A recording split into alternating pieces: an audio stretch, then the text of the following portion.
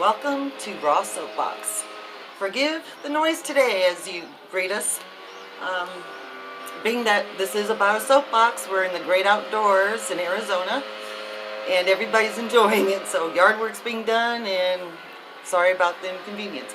Today on Raw Soapbox, we're going to discuss ADHD. And it's on my soapbox because it's so hard to find anything out there that really describes what's going on. So I'm going to let you have a little insight. I will put a little clause in here. I did find some place that I did like their explanation of ADHD. And you can find that on TEDx. Just a shout out to them. They are great for all ages. So the problem with everybody's concept in the general media about ADHD is it's a disorder. It's like saying, okay, you were born with brown hair with the genes to be 5'2". You have a disorder. I'm speaking as someone who has ADHD. And if you watch my videos, you probably can tell. For one, ADHD is just, the way I see it, we're supercomputers. There's nothing wrong with us. That is how we're made. It's the rest of the world and the mainstream media that starts putting these ideas onto us that you're not normal. You have to fit inside this box. It's just like saying, okay, I want to make this VHS fit into this Blu-ray player. It doesn't work. The ADHD mind, like I said, it's a supercomputer. And when you're born with it, you think you're normal. It's like you're just taking everything in. No, I guess we don't have a lot of filters. Those things we learn in life. And depending on what filters are put upon us, that is the outcome of an ADHD that you will get. Say, all right, well, for one, there are different levels of ADHD. And ADHD is not the same as ADD. Totally two different things. It's just like saying, well, boys and girls are the same. To some extent, okay, they're humans, but that's about it.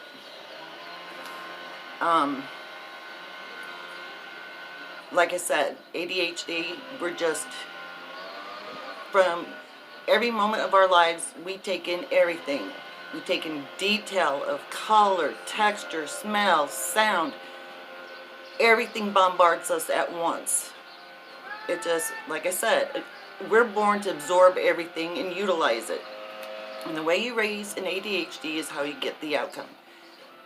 I've been on meds throughout my life trying to control it. And luckily, I've had parents who are very open-minded. I was raised in a home that there's always someone in college.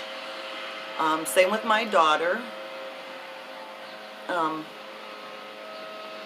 We have different levels of ADHD, ADD throughout our family. The only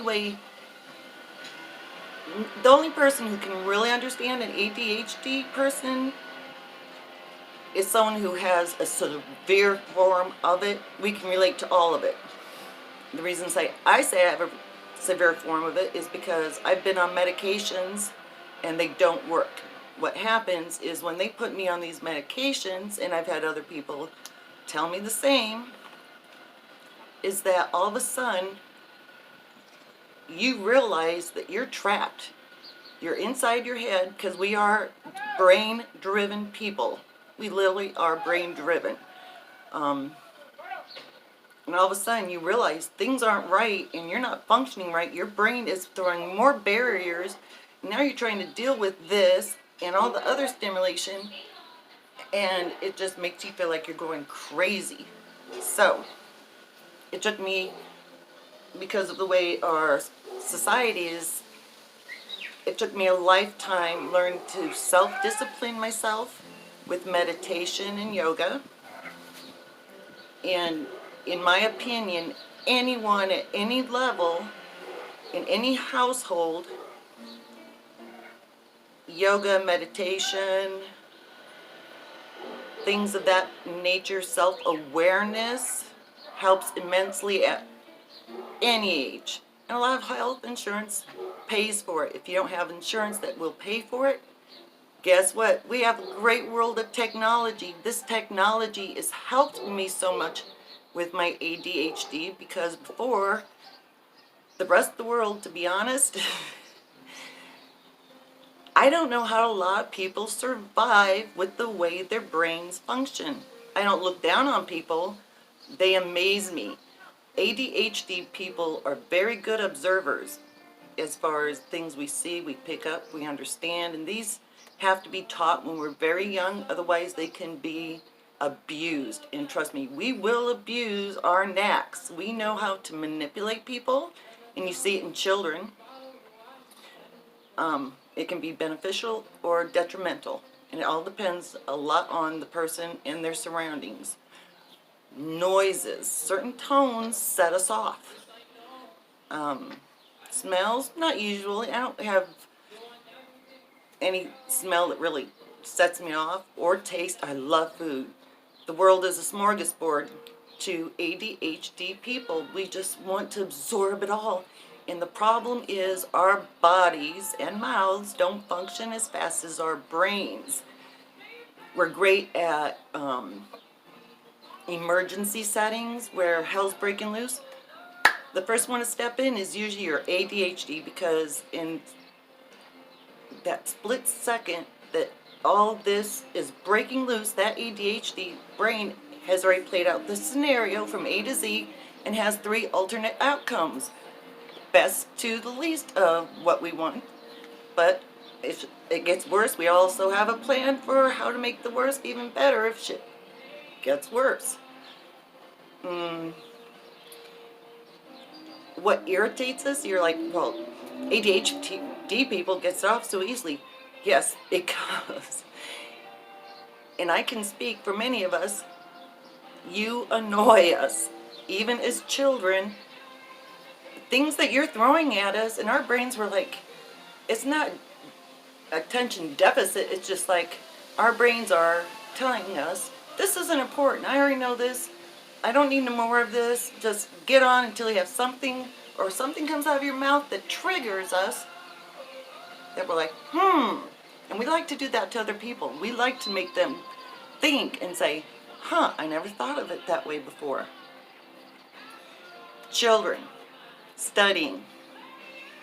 You have to, instead of talking to an ADHD child and them coming to you and saying, Mom, can I go across the street and visit Bobby? And you're like, no, and your child's like, why? Well, I said so. Well, right there, you just lost brownie points and respect with someone who has ADHD, because you just closed everything off.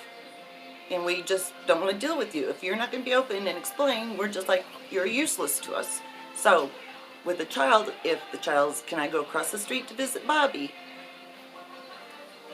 And your response is, as long as you watch for cars in the street and I'm home at 8, and you tell them this, set repetitive, strengthening qualities. Look both ways at crossing the street. You know, if the kid sees what a car accident looks like, how people get mangled, we piece these things together. Trust me, we connect the dots. And after a few times, that child, you'll never have trouble with them not looking to cross the street. That is a true severe ADHD person. Now, an ADD, you can tell them over and over, and just for some reason, it doesn't click. Yes, a lot of ADD do great with medications, and I'm not against it, but they still need that training on how to control the way their brains function. When you ask an ADHD person in school, or your child as you're teaching and you're like, you know, I go over this over and over, why can't you get it right? I told you this, why don't you pay attention? They're like, I don't know. The truth is that I don't know is because you're boring me, I'm fed up with this, let's move on, is what's going in our head. We're like, there's other things of our interest in this, just isn't it right now. Which is fine, put it up for a few minutes. Stimulate them, or use the same subject and present it in a different manner that stimulates them. I was, in fact, like I said, I'm a more severe case. I used my father because of the way my siblings are arranged, and I have all sisters. I was the only son. I spent a lot of time with my dad. By the time I was 5, I was using a slide ruler. And at the same time, I was a hellion for my mother, bless her soul. I think the paybacks come because now she runs circles around me, okay?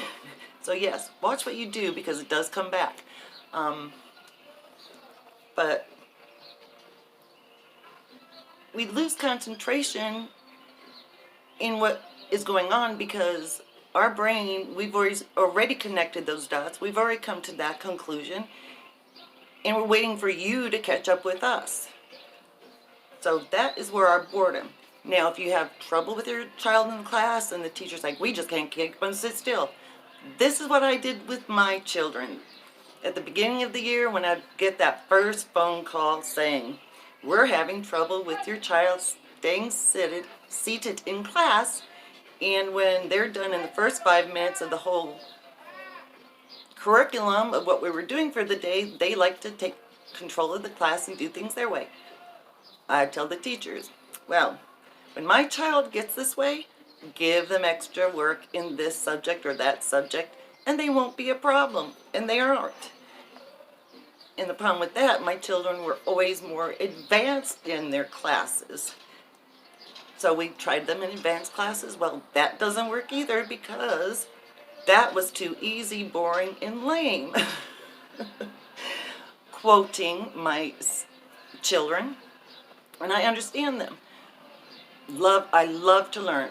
I can spend 20 hours a day absorbing everything and anything. And like I said, that's how technology is my savior. Back in the day, I had to find books. I had all this energy in my body. I'm brain driven. I can make my body go for days without sleep, which isn't good. And we have a lot of hurdles to come over. But being told that we're not normal and that we have to conform to others, no. Do your kids and children and yourself a favor. No, we're not normal. I'm proud of this. I don't want to be normal, to be honest. It's just how we can tune in our qualities. There's so many. I've done so many things in my life, and it's because I'm brain driven. A lot of you can't understand this unless you suffer from ADHD. So, this is our first part, and I hope you've enjoyed some insight on part 2. Hopefully I can give you some insight on how to handle us when we are children. You guys have a great day. Hopefully this helped you understand a little, go, wow, I never thought of it that way, and think outside the box in the vast resources you have at your fingertips to deal with this. So take care, and we'll see you next time. Bye.